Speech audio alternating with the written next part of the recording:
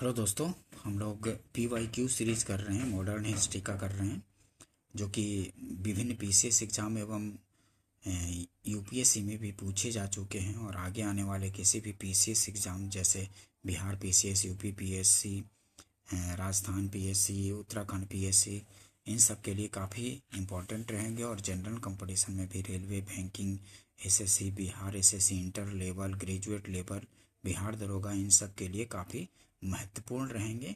ठीक है, देखते हैं।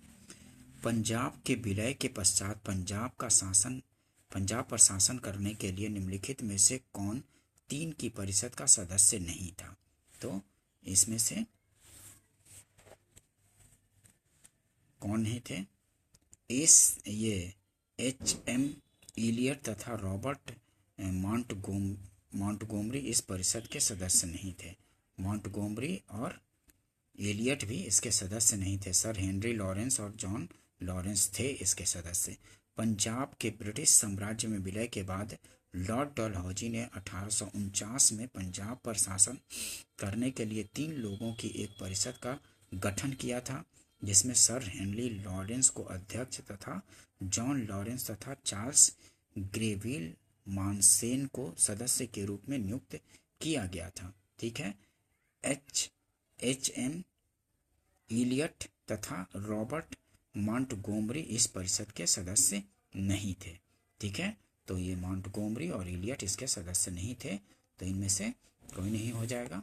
ठीक है, आंसर एक से ज़्यादा हो जाएगा। ठीक है, प्रथम आंग्ल मैसूर युद्ध 1767 में हुआ था। 1767 से 69, 1767 से 69।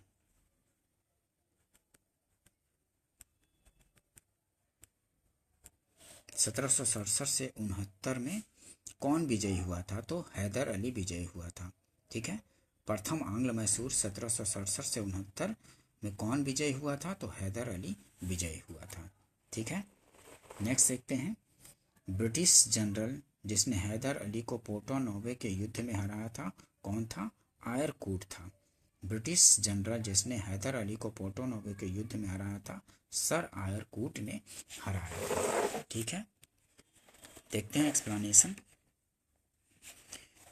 द्वितीय आंग्ल मैसूर युद्ध 1780 से 84 के दौरान हैदर अली ने निजाम तथा मराठों के साथ मिलकर अंग्रेजों के विरुद्ध एक मोर्चा बनाया। जुलाई 1780 में हैदर अली ने कर्नाटक पर आक्रमण कर दिया तथा कर्नल बेली के अधीन अंग्रेजी सेना को हराकर अरकाट पर अधिकार कर लिया। अंग्रेजों ने निजाम तथा मराठों को हैदर अली से अलग कर लिया। हैदर अली ने दृढ़तापूर्वक इस स्थिति का सामना किया।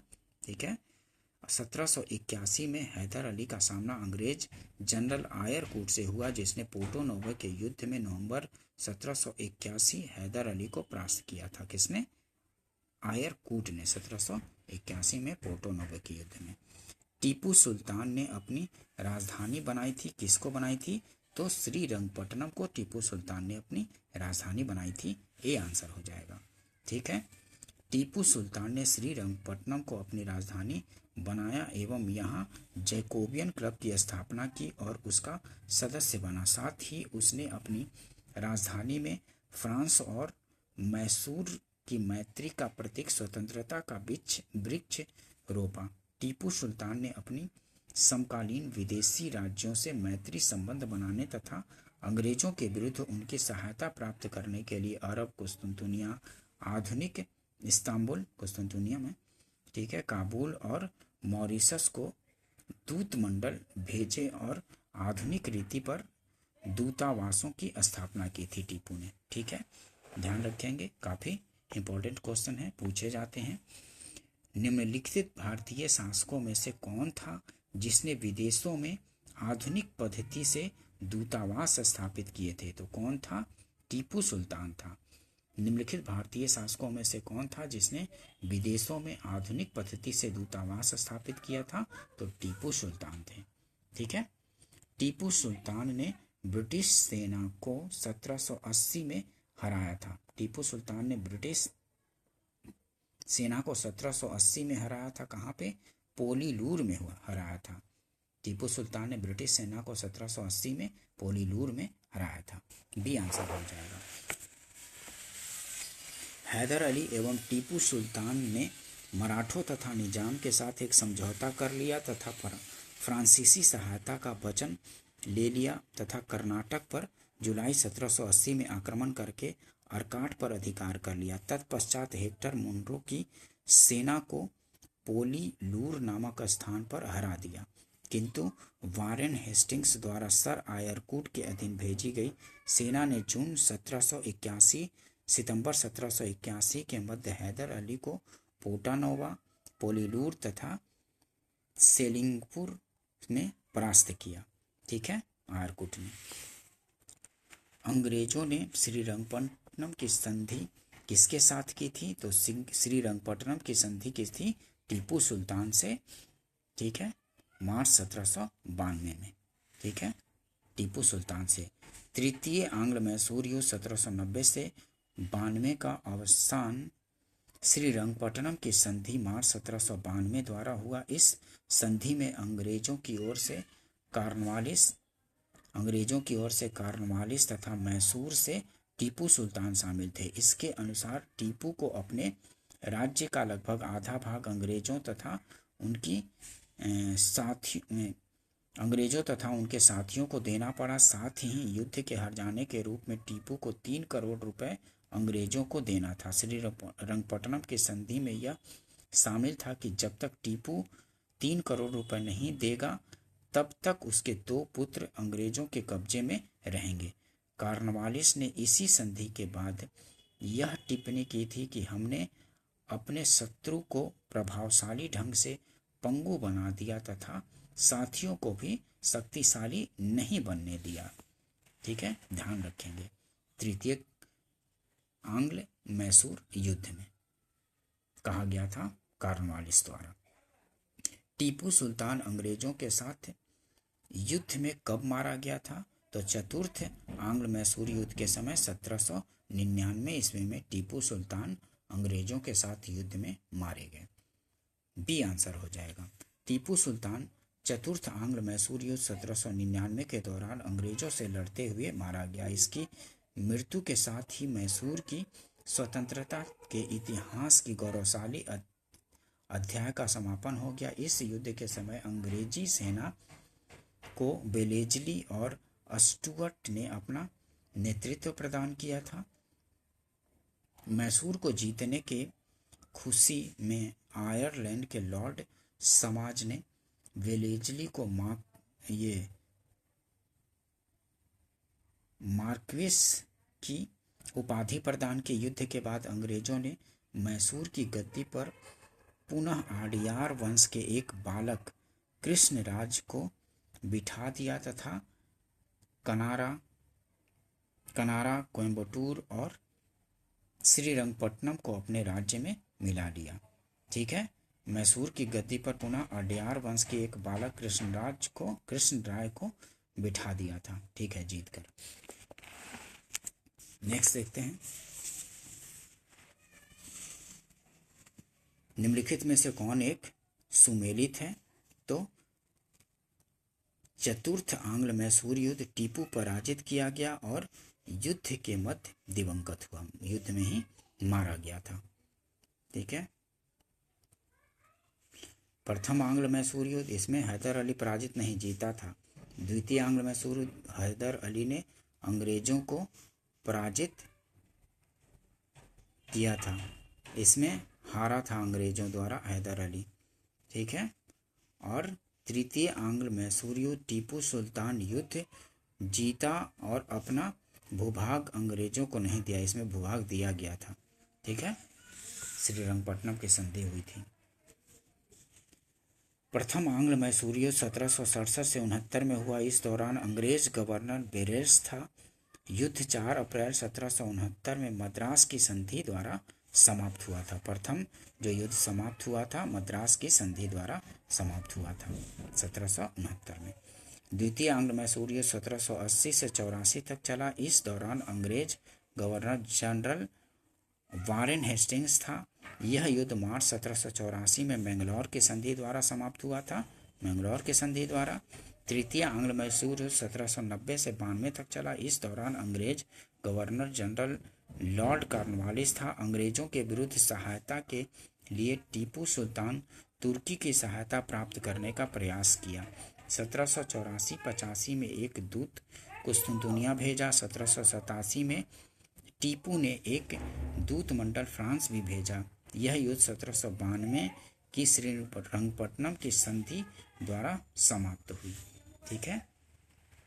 चतुर्थ आंग्ल मैसूर युद्ध 1799 में हुआ। इस दौरान अंग्रेज गवर्नर जनरल लॉर्ड वेलेस्ली था। 4 मई 1799 को अंग्रेजी सेना ने श्रीरंगपट्टनम का दुर्ग जीत लिया। टीपू ने लड़ते लड़ते वीरगति पाई। टीपू के कुल के सदस्यों को वेल्लोर में कैद कर दिया गया। ठीक है, ध्यान रखेंगे। बेगम समरू ने एक अति प्रसिद्ध चर्च का निर्माण करवाया था। कहाँ करवाया था? तो सरधना में करवाया था, सरधना में। बेगम समरू ने एक अति प्रसिद्ध चर्च का निर्माण कराया था सरधना में। ठीक है, बेगम समरू ने। ध्यान रखेंगे, पूछे जाते हैं।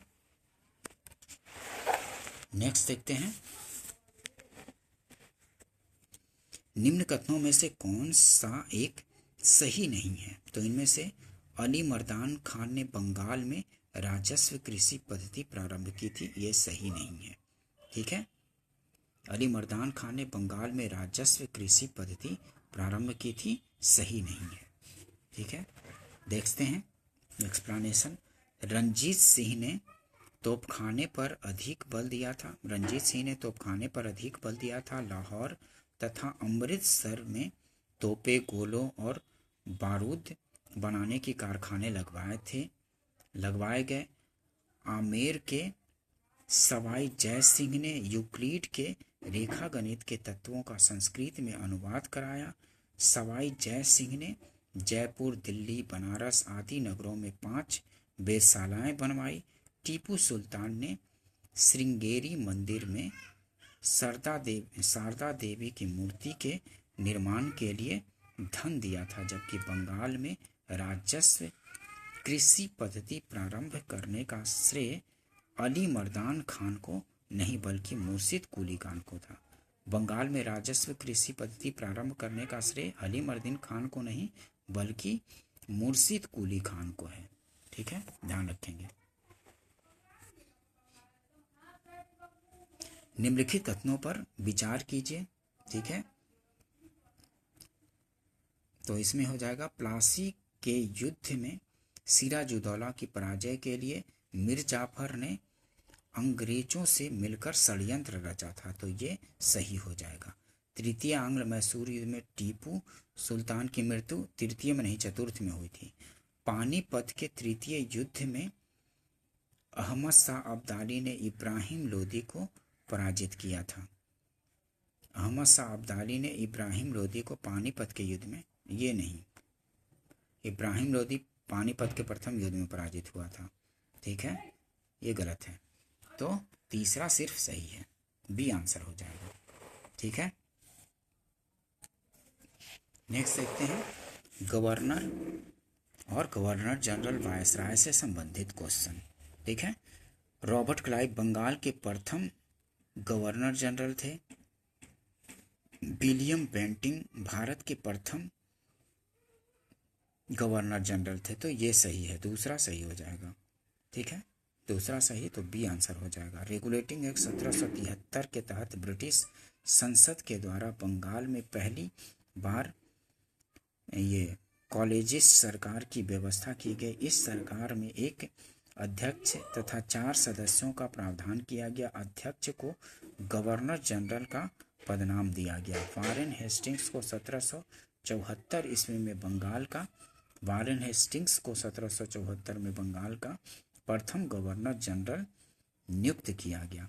ठीक है, 1833 के चार्टर एक्ट के द्वारा भारतीय प्रशासन को पूर्णतः केंद्रीकृत करने का प्रयास किया गया। इस एक्ट के द्वारा बंगाल के गवर्नर जनरल को भारत का गवर्नर जनरल बना दिया गया। 1833 ईस्वी में लॉर्ड विलियम बेंटिंक को भारत का प्रथम गवर्नर जनरल बनाया गया था। ठीक है, लॉर्ड विलियम बेंटिक को भारत का प्रथम गवर्नर जनरल बनाया गया था। तो दूसरा सही है, तो बी आंसर होगा। भारत के प्रथम गवर्नर जनरल कौन थे? तो भारत के प्रथम गवर्नर जनरल तो वारेन हेस्टिंग्स था। ठीक है, वारेन हेस्टिंग्स। वस्तुतः भारत का प्रथम governor general Lord William Bentinck था, किंतु यह विकल्पों में नहीं है। लॉर्ड विलियम बेंटिक था लेकिन इसमें विकल्प नहीं है। भारत के प्रथम गवर्नर जनरल, ये बंगाल का गवर्नर बनाया गया था ना, वारेन हेस्टिंग्स, लेकिन भारत का प्रथम गवर्नर जनरल बनाया गया था लॉर्ड विलियम बेंटिक को 1833 के द्वारा। वस्तुतः भारत का प्रथम governor general Lord William Bentinck था, किंतु यह विकल्पों में नहीं है, अतः बी सही उत्तर होगा, क्योंकि वारेन हेस्टिंग्स बंगाल का प्रथम गवर्नर जनरल था। 1773 के रेगुलेटिंग एक्ट के तहत अपने प्रशासनिक सुधार के अंतर्गत हेस्टिंग्स ने सर्वप्रथम 1772 में कोर्ट ऑफ डायरेक्टर्स के आदेशानुसार बंगाल में द्वैध शासन की समाप्ति की घोषणा की और सरकारी खजाने का स्थानांतरण मुर्शिदाबाद से कलकत्ता कर दिया। वारेन हेस्टिंग्स का विचार था कि समस्त भूमि शासक की है। राजस्व सुधारों को व्यवस्थित करने के लिए उसने परीक्षण और अशुद्धि के नियमों को अपनाया था, ट्रायल एंड एरर के नियमों को अपनाया था वारेन हेस्टिंग्स ने। ठीक है, बंगाल का प्रथम गवर्नर था।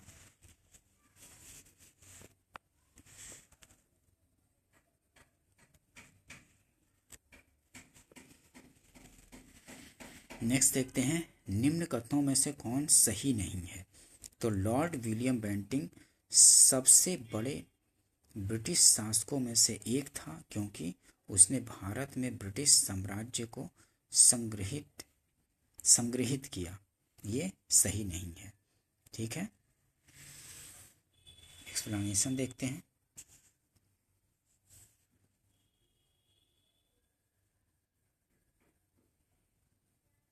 नेक्स्ट क्वेश्चन देखते हैं। कलकत्ता में एशियाटिक सोसाइटी की स्थापना के समय बंगाल का गवर्नर जनरल कौन था? तो लॉर्ड वारेन हेस्टिंग्स था। कलकत्ता में एशियाटिक सोसाइटी की स्थापना के समय बंगाल का गवर्नर जनरल कौन था? तो लॉर्ड वारेन हेस्टिंग्स था। 15 जनवरी 1784 एशियाटिक सोसाइटी की स्थापना के समय बंगाल के governor general Lord Warren Hastings 1773 से 1785 थे। ठीक है, सुरक्षा प्रकोष्ठ की नीति संबंधित है किससे? सुरक्षा प्रकोष्ठ की नीति संबंधित है वारेन हेस्टिंग्स से संबंधित है सुरक्षा प्रकोष्ठ की नीति। ठीक है, ए आंसर हो जाएगा। सुरक्षा प्रकोष्ठ की नीति संबंधित है वारेन हेस्टिंग्स से।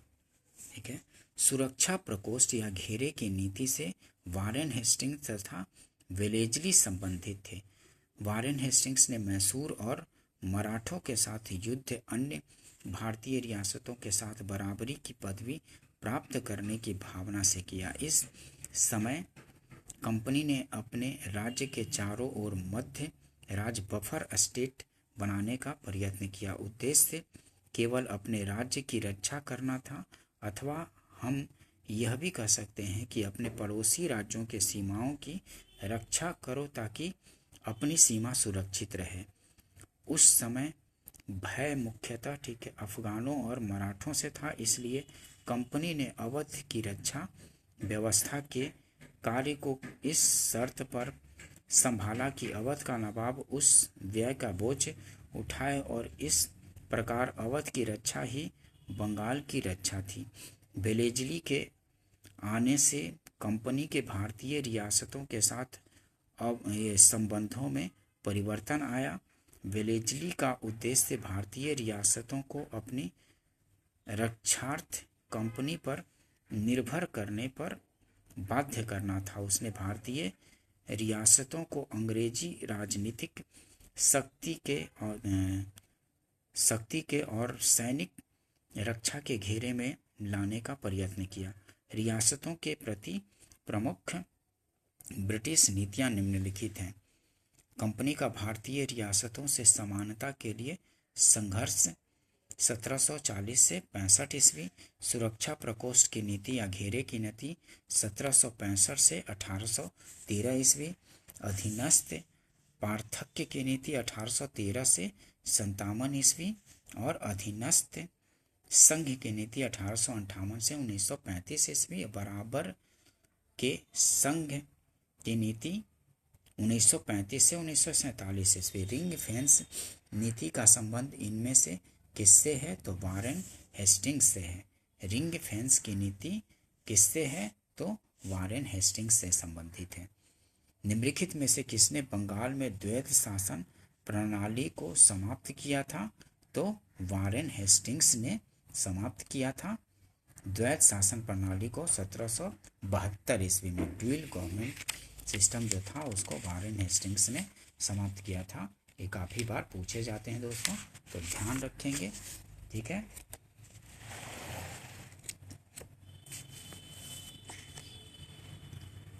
किस गवर्नर जनरल पर महाभियोग का मुकदमा चलाया गया था?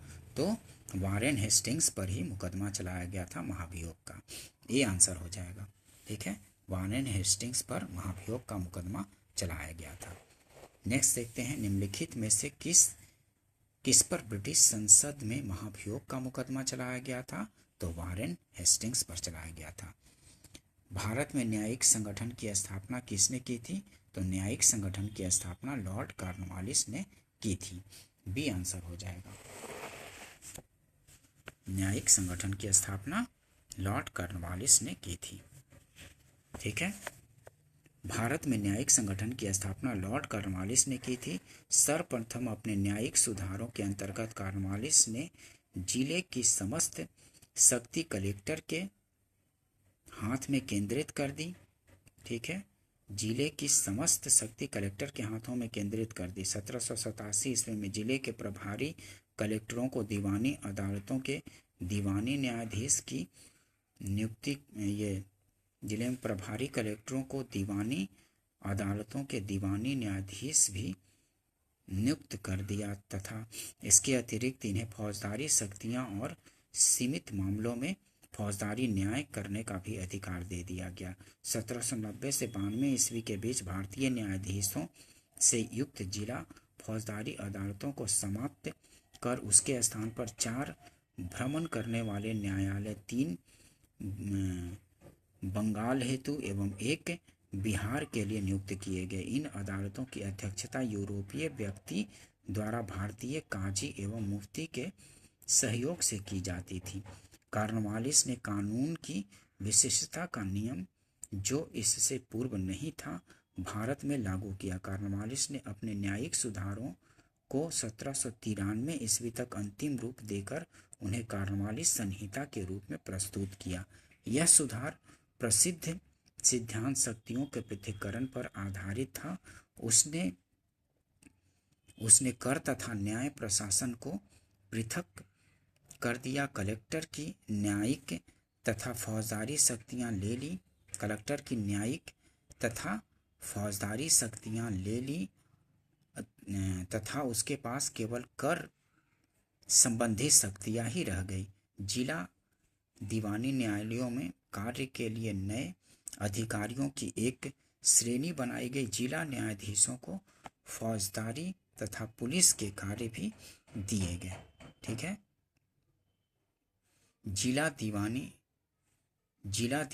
न्यायालयों में कार्य के लिए नए अधिकारियों की एक श्रेणी बनाई गई। जिला न्यायाधीशों को फौजदारी तथा पुलिस के भी कार्य दिए गए, ठीक है। नेक्स्ट देखते हैं, निम्नलिखित में से किस गवर्नर जनरल ने भारत की प्रसंविधाबद्ध सिविल सेवा covenanted civil services of India का सृजन किया, जो कालांतर में भारतीय सिविल सेवा के नाम से जानी गई? तो कॉर्नवालिस था। निम्नलिखित में से किस गवर्नर जनरल ने भारत की प्रसंविधाबद्ध सिविल सेवा का सृजन किया जो कालांतर में भारतीय सिविल सेवा के नाम से जानी गई? तो कॉर्नवालिस था। सी आंसर हो जाएगा।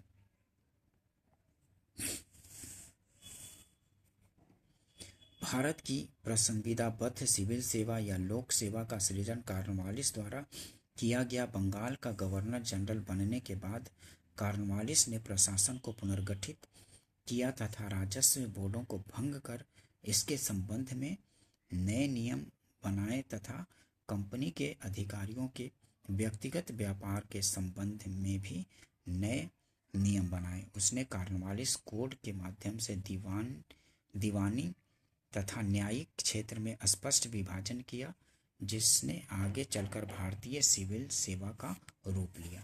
ठीक है, ध्यान रखेंगे दोस्तों। नेक्स्ट देखते हैं, भारतीय लोक सेवा का प्रवर्तन किया गया। भारतीय लोक सेवा का प्रवर्तन किसके द्वारा? तो कॉर्नवालिस के शासनकाल में किया गया। भारतीय लोक सेवा का प्रवर्तन किया गया कॉर्नवालिस के शासनकाल में। कॉर्नवालिस की कब्र कहाँ स्थित है? तो गाजीपुर में स्थित है कॉर्नवालिस की, लॉर्ड कॉर्नवालिस की कब्र। ए आंसर होगा। ठीक है, 1802 की बसीन की संधि पर हस्ताक्षर किसके मध्य हुए थे? तो अंग्रेज एवं बाजीराव द्वितीय के मध्य बसीन की संधि पर हस्ताक्षर हुए थे। 1802 ईस्वी की बसीन की संधि पर हस्ताक्षर अंग्रेज और बाजीराव द्वितीय के मध्य हुए थे। ठीक है, बसीन की संधि दिसंबर 1802 में पेशवा बाजीराव द्वितीय और अंग्रेज के मध्य हुई थी। इस सहायक संधि के तहत बाजीराव द्वितीय ने अंग्रेजों की संरक्षकता स्वीकार कर ली।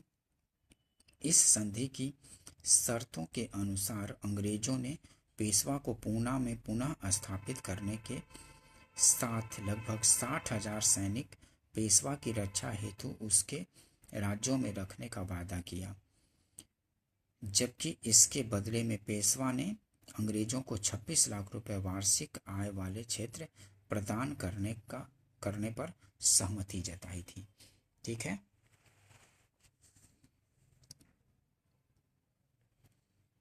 नेक्स्ट देखते हैं, लॉर्ड वेलेस्ली की सहायक संधि को स्वीकार करने वाला पहला मराठा सरदार कौन था? तो लॉर्ड वेलेस्ली की सहायक संधि स्वीकार करने वाला पहला मराठा सरदार कौन था? तो पेशवा बाजीराव द्वितीय था। लॉर्ड वेलेस्ली की सहायक संधि स्वीकार करने वाला पहला मराठा सरदार तो पेशवा बाजीराव द्वितीय था। ध्यान रखेंगे। सहायक संधि को किसके काल में क्रियान्वित किया गया था? तो लॉर्ड वेलेस्ली के काल में सहायक संधि को क्रियान्वित किया गया था। बी आंसर होगा। सहायक संधि व्यवस्था को स्वीकार करने वाले प्रथम भारतीय देशी शासक कौन थे? तो हैदराबाद के निजाम थे। सहायक संधि को स्वीकार करने वाले प्रथम भारतीय देशी शासक हैदराबाद के निजाम थे। ध्यान रखेंगे।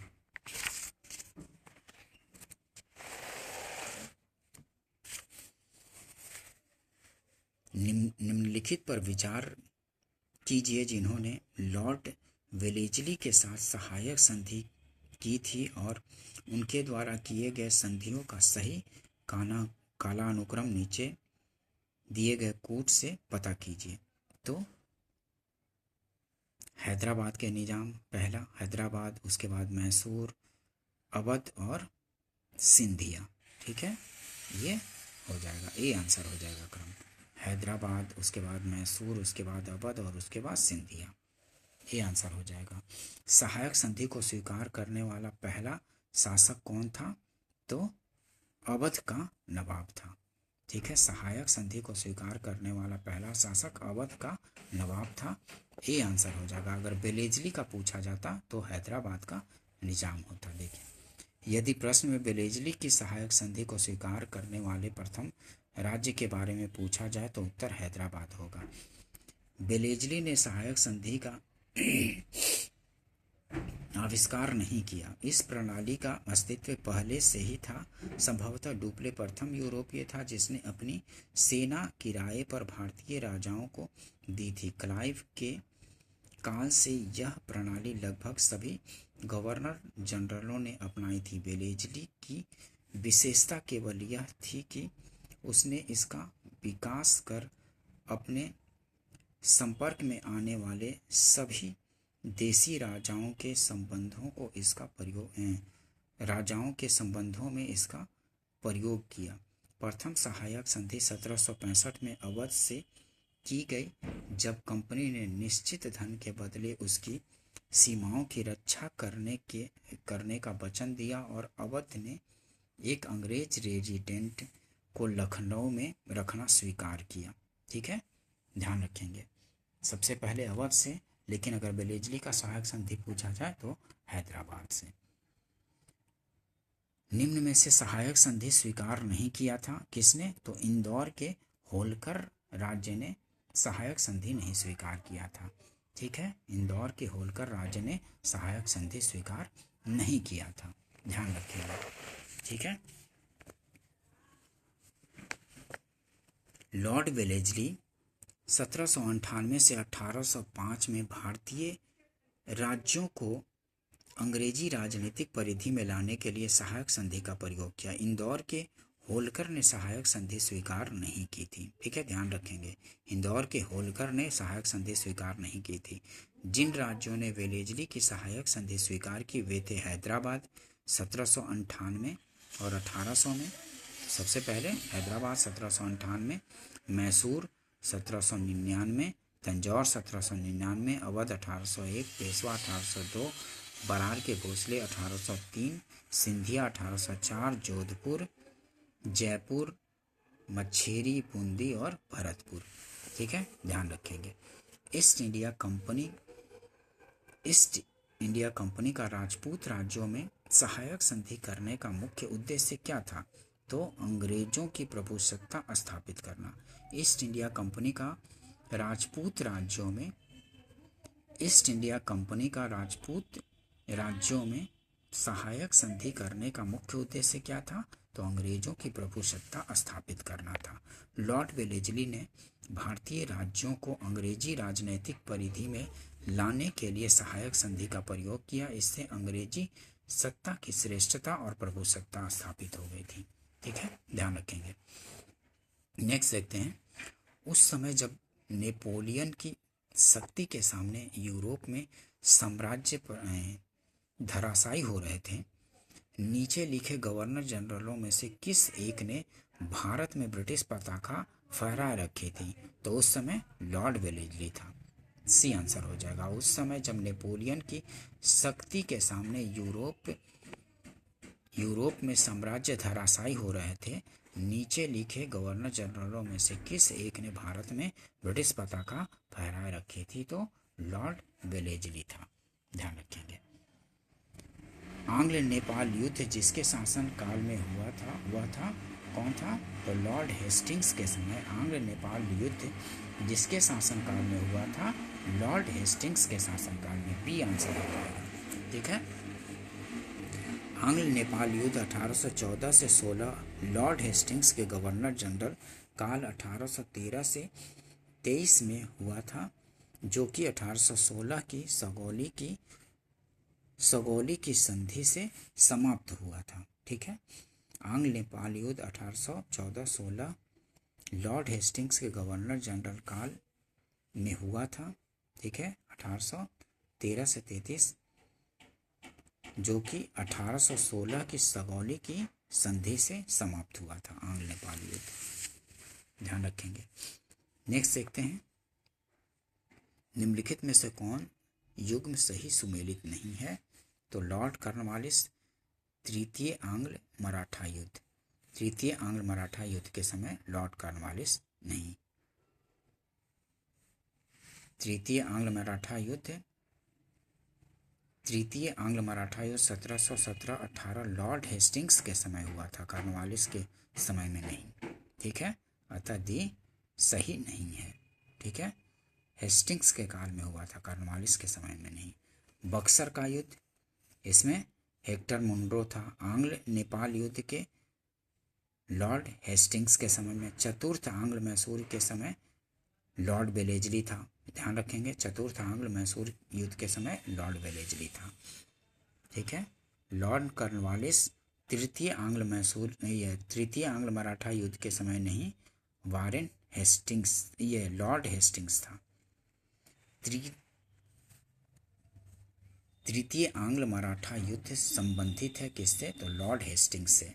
तृतीय आंग्ल मराठा युद्ध, तृतीय आंग्ल मराठा युद्ध 1717 से 18 ईस्वी लॉर्ड हेस्टिंग्स से संबंधित है। पेशवा बाजीराव द्वितीय ने कोरेगांव व किरकी खड़की के युद्ध में हारने के बाद फरवरी 1818 में अंग्रेजों के समक्ष समर्पण कर दिया था। तृतीय आंग्ल मराठा युद्ध के समय गवर्नर जनरल लॉर्ड हेस्टिंग्स ही था। तृतीय आंग्ल मराठा युद्ध के समय लॉर्ड हेस्टिंग्स ही था। तथा कथित कुशासन के आधार पर किस गवर्नर जनरल ने मैसूर राज्य के प्रशासन को ले लिया था, तो मैसूर राज्य के प्रशासन को लॉर्ड विलियम बेंटिंक ले लिया था। तथा कथित कुशासन के आधार पर किस गवर्नर जनरल ने मैसूर के राज्य के प्रशासन को ले लिया था, लॉर्ड विलियम बेंटिक ने ले लिया था। नेक्स्ट देखते हैं, निम्नलिखित बंगाल के गवर्नर जनरलों में से कौन एक तृतीय आंग्ल मैसूर युद्ध से संबंधित है, तो तृतीय आंग्ल मैसूर युद्ध से संबंधित है लॉर्ड कॉर्नवालिस। तृतीय आंग्ल मैसूर युद्ध से संबंधित है लॉर्ड कॉर्नवालिस। तृतीय आंग्ल मैसूर युद्ध 1790 से 92 में लॉर्ड कॉर्नवालिस संबद्ध है। इस युद्ध में कॉर्नवालिस ने स्वयं सेना की बागडोर संभाली थी। इस युद्ध में टीपू ने श्रीरंगपट्टनम की संधि 1792 में कर ली, जिसके अनुसार टीपू को अपने राज्य का लगभग आधा भाग अंग्रेजों को देना पड़ा था और 3 करोड़ रुपए देने थे। और 3 करोड़ रुपए जब तक नहीं देना तो अपने 2 बेटों को वहाँ पे अंग्रेजों के अधीन रखा गया था, ठीक है। टीपू के 2 बेटों को ध्यान रखेंगे, ये सब चीज़ें काफ़ी इम्पोर्टेंट है। नेक्स्ट देखते हैं, ठगों के दमन में निम्नलिखित में से कौन संबद्ध था, तो कैप्टन स्लीमैन, ठीक है। ठगों के दमन में निम्नलिखित में से कौन संबद्ध था, तो कैप्टन स्लीमैन, बी आंसर हो जाएगा।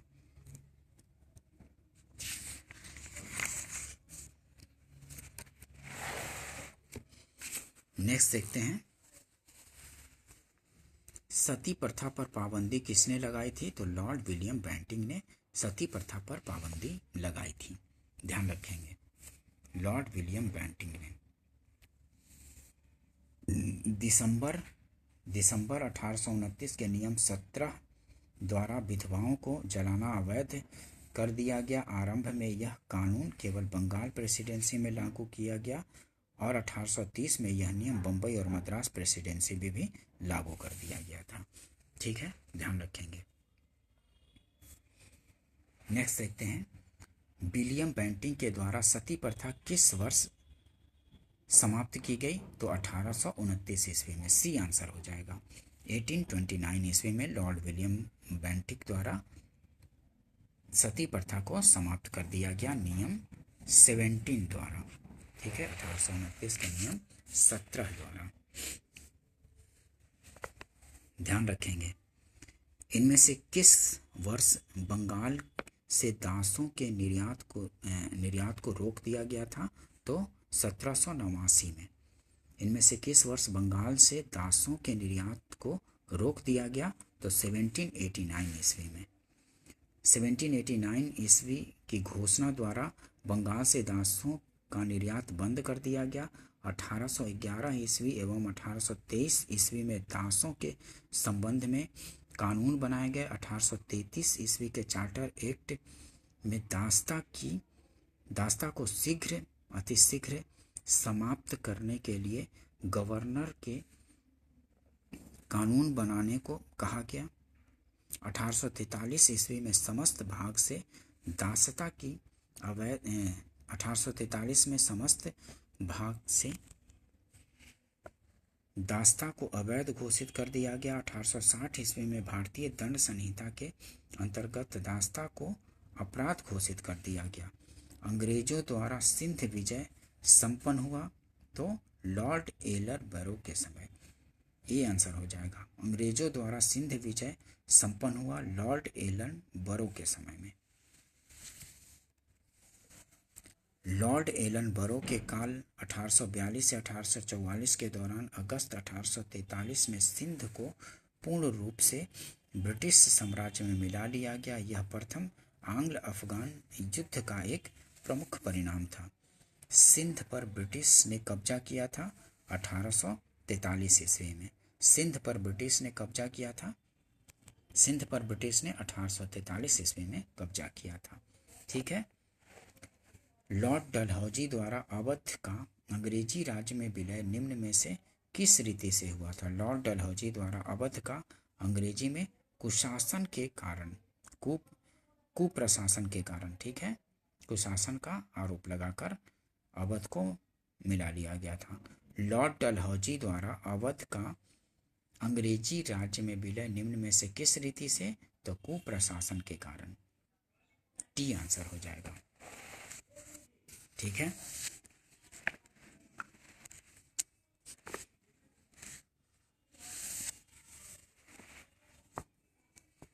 लॉर्ड डलहौजी 1848 से 56 ने लॉर्ड डलहौजी 1848 से 56 ने अवध के नवाब वाजिद अली शाह पर कुशासन का आरोप लगाकर 13 फरवरी 1856 को उसका अंग्रेजी राज्य में विलय कर लिया। डलहौजी ने अवध के विलय की योजना बहुत दक्षतापूर्वक बनाई। उसने अपने अधिकारी वहां के शासन के जांच करने के लिए भेजे, जिन्होंने एक विस्तृत विवरण वहां के कुशासन के विषय में उसको भेजा, जिसे लंदन भेजकर उसने अवध के विलय के लिए गृह सरकार की अनुमति प्राप्त कर ली। गृह सरकार और ब्रिटिश जनमत तैयार करने के बाद डलहौजी ने बहुत तत्परता से कार्य किया। अपने इस कार्य को डलहौजी ने इन शब्दों में उचित ठहराया: यदि अंग्रेज सरकार इस प्रकार के कुशासन को, जिसमें करोड़ों लोग पिस रहे हैं, अधिक समय तक चलाने में सहायता नहीं देती, अधिक समय तक चलाने में सहायता देती है, तो यह मानव और ईश्वर दोनों की दृष्टि में दोषी होगी। अवध के अतिरिक्त डलहौजी ने व्यापकत्व के सिद्धांत के अंतर्गत विलय किए गए प्रदेश कौन कौन से हैं? सतारा 1848 में, जैतपुर संभलपुर 1849 में, बघाट 1850 में, उदयपुर 1852, झांसी 1853, नागपुर 1854 और करौली 1855 ईस्वी में व्यापकत्व के सिद्धांत के अनुसार हड़प लिया था। ठीक है। सतारा, जैतपुर, संभलपुर, बघाट, उदयपुर, झांसी, नागपुर और करौली को, लेकिन अवध को कुशासन का आरोप लगाकर हड़प लिया था। पूछा जाता है। ठीक है। 1856 में अवध को कुशासन का आरोप लगाकर ब्रिटिश राज्य में मिला। ब्रिटिश साम्राज्य में अवध का विलयन हुआ कब हुआ था? तो 1856 ईस्वी में। ध्यान रखेंगे। डी आंसर हो जाएगा। अधोलिखित युगों में से कौन सुमेलित है? तो 1856 ईस्वी अवध का विलय। ठीक है। अवध का विलयन। निम्नलिखित में से किसने विलय की नीति नियोजित एवं क्रियान्वित की थी? तो विलय की नीति और नियोजित किसने की थी? तो डलहौजी ने। ठीक है। विलय की नीति नियोजित एवं क्रियान्वित की थी डलहौजी ने।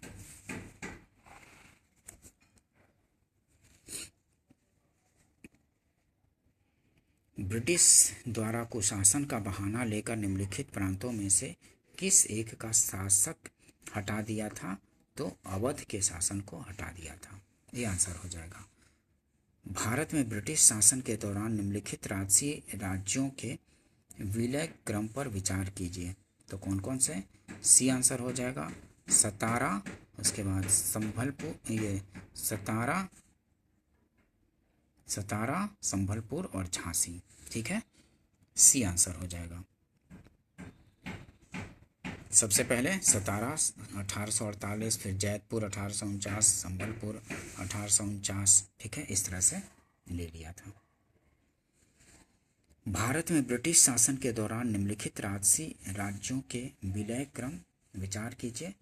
तो सतारा, संबलपुर और झांसी। निम्नलिखित में से कौन अवध का ब्रिटिश रेजिडेंट था जब अवध का ब्रिटिश साम्राज्य में विलय हुआ था? तो जेम्स आउट्रम था। निम्नलिखित में से कौन अवध का ब्रिटिश रेजिडेंट था जब अवध का ब्रिटिश साम्राज्य में विलय हुआ था? ठीक है, तो कौन था? James Outram. 1854 ईस्वी में श्रीमैन के स्थान पर जेम्स आउट्रम को अवध का ब्रिटिश रेजिडेंट बनाया गया था। उसने कहा कि अवध का प्रशासन बहुत दूषित है तथा जनता की अवस्था बहुत शोचनीय है। आउट्रम की रिपोर्ट को ही फरवरी 1856 में अवध के अधिग्रहण का आधार बनाया गया था। 1857 के विद्रोह के समय लखनऊ में ब्रिटिश रेजिडेंट हेनरी लॉरेंस था, ठीक है, जो विद्रोहियों के हाथों मारा गया था। भारत में प्रथम रेलवे लाइन किस ब्रिटिश गवर्नर के समय बिछाई गई थी? तो लॉर्ड डलहौजी के समय। ये आंसर हो जाएगा, ठीक है। लॉर्ड डलहौजी के समय प्रथम ब्रिटिश रेलवे लाइन बिछाई गई थी। भारत में प्रथम रेलवे लाइन किस ब्रिटिश गवर्नर के समय बिछाई गई थी? तो वो था लॉर्ड डलहौजी, ठीक है। ध्यान रखेंगे, काफ़ी पूछे जाते हैं। प्रथम रेलवे लाइन बम्बई से थाने तक जो बिछाया गया था। प्रथम रेल लाइन निर्माण की दिशा में प्रथम प्रयास ब्रिटिश गवर्नर लॉर्ड डलहौजी द्वारा किया गया। प्रथम रेलवे लाइन 1853 में बम्बई से थाने के बीच डलहौजी के समय बिछाई गई। भारत में रेलवे के विकास का मुख्य उद्देश्य कच्चे माल को देश के आंतरिक भागों से बंदरगाहों तक ले जाना था। इसका दूसरा उद्देश्य सेना को दूर दराज के क्षेत्रों तक पहुंचाना भी था, ताकि ब्रिटिश शासकों के प्रति होने वाले किसी भी विद्रोह को सरलता से कुचला जा सके, ठीक है। रेलवे का सर्वाधिक विस्तार 1900 के आसपास लॉर्ड कर्जन के समय हुआ था। सबसे अधिक विस्तार लॉर्ड कर्जन के समय में 1900 के आसपास हुआ था, लेकिन शुरुआत कब हुआ था? लॉर्ड डलहौजी के समय में 1853 में। और सबसे पहली रेलवे लाइन बिछाई गई थी बम्बई से ठाणे के बीच। ध्यान रखेंगे सारे इंपॉर्टेंट फैक्ट्स को, ठीक है दोस्तों। देखते हैं नेक्स्ट। भारत में प्रथम रेल लाइन का निर्माण किन नगरों के बीच हुआ था? तो बम्बई से ठाणे के बीच हुआ था। आप लोग को पता है, ध्यान रखेंगे, बी आंसर होगा। 1853 में लॉर्ड डलहौजी के समय। भारत में पहली रेलवे लाइन कब शुरू हुई? तो 1853 ईस्वी में। ये आंसर हो जाएगा। किस कंपनी ने सर्वप्रथम भारत में रेल यात्रा प्रारंभ की थी? तो किस कंपनी ने? ग्रेट इंडियन पेनिनसुलर रेलवे था। किस कंपनी ने सर्वप्रथम भारत में रेल यात्रा प्रारंभ की थी? तो ग्रेट इंडियन पेनिनसुलर रेलवे था।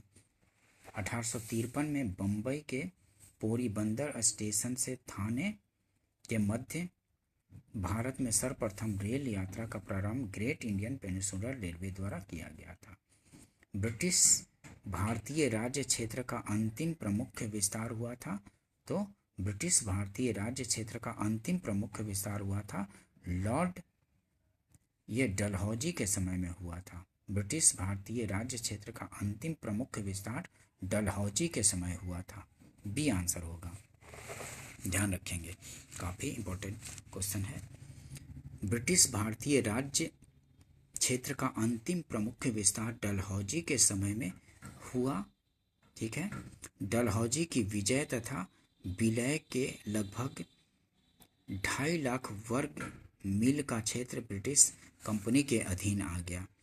उसके बारे में रिचर्ड टेम्पल का कथन है कि एक साम्राज्यवादी प्रशासक के रूप में जो योग्य व्यक्ति इंग्लैंड ने भेजे, उनमें से किसी ने भी कदाचित ही उसकी समानता की है, अतिक्रमण तो कभी नहीं किया।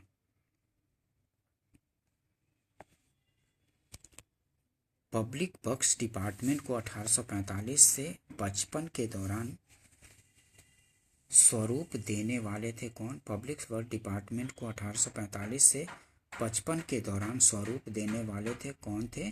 तो लॉर्ड डलहौजी थे। पब्लिक वर्क्स डिपार्टमेंट को 1845 से 55 के दौरान स्वरूप दिया था लॉर्ड डलहौजी ने। ठीक है, लॉर्ड डलहौजी से पूर्व सार्वजनिक निर्माण का कार्य एक सैनिक बोर्ड पर था। इसके कार्यकाल में पहली बार एक अलग सार्वजनिक निर्माण विभाग बनाया गया और सार्वजनिक उपयोग के कार्य के लिए बहुत सा धन व्यय किए जाने लगा। विधवा पुनर्विवाह अधिनियम किसके शासन में क्रियान्वित किया गया था? तो विधवा पुनर्विवाह लॉर्ड कैनिंग के कार्यकाल में क्रियान्वित किया गया था। विधवा पुनर्विवाह अधिनियम किसके शासन में क्रियान्वित किया गया था? तो लॉर्ड कैनिंग के कार्यकाल में। ईश्वर चंद्र विद्यासागर के अथक प्रयासों के फलस्वरूप लॉर्ड कैनिंग के समय विधवा पुनर्विवाह अधिनियम 1856 में पारित हुआ। इस अधिनियम के नियम 15 के तहत विधवा विवाह को वैध मान लिया गया। उस विवाह से उत्पन्न हुए बालक वैध घोषित किए गए। विधवाओं के कल्याण से जुड़े अन्य नेता थे पश्चिमी भारत में विष्णु शास्त्री और ढोंडो केशव कर्वे ने 1899 में पूना में विधवा आश्रम की स्थापना की थी। ठीक है, 1 नवंबर 1858 को महारानी विक्टोरिया का घोषणा पत्र इलाहाबाद में पढ़कर सुनाया था। किसने?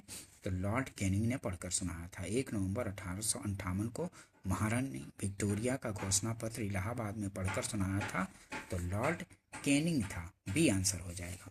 ठीक है, देखते हैं एक्सप्लेनेशन। 1857 ईस्वी की महान क्रांति का सबसे महत्वपूर्ण परिणाम था महारानी की उद्घोषणा। यह उद्घोषणा 1 नवंबर 1858 को इलाहाबाद में हुए दरबार में लॉर्ड कैनिंग द्वारा उद्घोषित की गई। इसमें ईस्ट इंडिया कंपनी के शासन की समाप्ति और भारत के शासन को सीधे ब्रिटिश शाही ताज के अंतर्गत लाए जाने की घोषणा की गई। महारानी की घोषणा के अनुसार क्षेत्र के सीमा विस्तार की नीति समाप्त कर दी गई और स्थानीय राजाओं के अधिकार, गौरव तथा सम्मान का अपने समान ही संरक्षण का विश्वास दिलाया गया। ठीक है, इसके तहत लॉर्ड कैनिंग ब्रिटिश भारत का प्रथम वायसराय बना था। ठीक है, गौरव तथा सम्मान का अपने समान ही संरक्षण का विश्वास दिलाया गया था। ठीक है, निम्न में से कौन एक भारत का प्रथम वायसराय था? तो लॉर्ड कैनिंग जो था भारत का प्रथम वायसराय बनाया गया था। 1857 के बाद जो विद्रोह हुआ था तो गवर्नर जनरल को ही फिर वायसराय बोला जाने लगा था। 1 नवंबर 1858 को महारानी विक्टोरिया का घोषणा पत्र पढ़कर सुनाया था लॉर्ड कैनिंग ने। कहाँ पे? तो इलाहाबाद में। ये आंसर हो जाएगा। नेक्स्ट देखते हैं, अपने पुत्र के स्थान पर दूसरे उत्तराधिकारी को गोद लेने के अधिकार को पुनः स्थापित किया गया था। तो 1858 की साम्राज्ञी की घोषणा ने। ठीक है, साम्राज्ञी की घोषणा हुई थी तो इसमें पुनः गोद लेने को स्थापित कर दिया गया था। अपने पुत्र के स्थान पर दूसरे उत्तराधिकारी को गोद लेने के अधिकार को पुनः स्थापित किया गया था। तो 1858 की साम्राज्ञी की घोषणा ने। महारानी की उद्घोषणा 1 नवंबर 1858 को इलाहाबाद में हुए दरबार में लॉर्ड कैनिंग द्वारा उद्घोषित की गई, जिसमें भारतीय देशी राज्यों के प्रति नीति को भी व्यापक रूप से परिवर्तित किया गया और ब्रिटिश साम्राज्य के लिए संभावित किसी सी संकटापन्न स्थिति से बचाव के लिए उसका प्रयोग करने हेतु उन्हें तैयार किया गया। विजय और विलय की नीति का पूर्णतः परित्याग कर दिया गया और देशी राज्यों के शासकों को उत्तराधिकारी गोद लेने की अनुमति दी गई थी। ठीक है, महारानी की घोषणा से 1 नवंबर 1858 द्वारा। महारानी विक्टोरिया को भारत की साम्राज्ञी नियुक्त किया गया था। तो 1858 में भारत की साम्राज्ञी नियुक्त किया गया था। महारानी विक्टोरिया को भारत की साम्राज्ञी 1858 में नियुक्त किया गया, जबकि जनवरी 1877 में आयोजित किए गए दिल्ली दरबार में इन्हें कैसर-ए-हिंद की उपाधि प्रदान की गई थी। 1877 में आयोजित किए गए दिल्ली दरबार में इन्हें कैसर-ए-हिंद की उपाधि प्रदान की गई थी महारानी विक्टोरिया को 1877।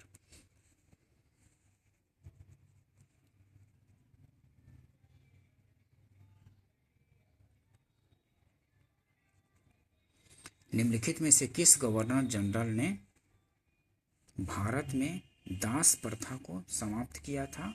तो लॉर्ड एलनबरो ने भारत में दास प्रथा को समाप्त किया था। ठीक है दोस्तों, सेशन अगर पसंद आता हो तो इसको लाइक कीजिए, सब्सक्राइब कीजिए और शेयर कीजिए ताकि इस तरह की और भी उपयोगी वीडियो आप लोग के लिए लाया जाते रहे और भी सब्जेक्ट का, और बाकी ये कंटिन्यू किया जाता रहे। ठीक है दोस्तों, वीडियो देखने के लिए थैंक यू। मिलते हैं नेक्स्ट वीडियो में।